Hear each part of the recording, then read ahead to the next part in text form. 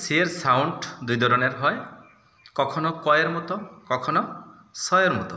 এখন আমার প্রশ্ন, সি এর সাউন্ড কখন স এর মতো হয়? কোনো ওয়ার্ডের ক্ষেত্রে যদি সি এর পরে ই আই ওয়াই থাকে তাহলে সেখানে সি এর উচ্চারণ হবে স। সি এর উচ্চারণ হবে স। Okay fine. আচ্ছা, এরকম একটি উদাহরণ বলো তো। সিটি। আচ্ছা, লিখে দেখাও তো আমাকে একটু।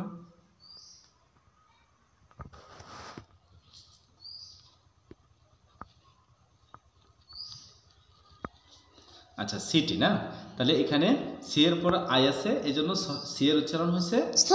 Okay fine. আচ্ছা, তাহলে সি এর সাউন্ড কখন ক এর মতো হয়? কোনো ওয়ার্ডের ক্ষেত্রে যদি সি এর পরে ই আই ওয়াই ছাড়া কোনো অন্যান্য লেটার থাকে তাহলে সেখানে সি এর উচ্চারণ হবে ক। Okay fine. তাহলে একটু উদাহরণ বলো তো। কুক। কুক। আচ্ছা, লিখে দেখাও তো আমাকে।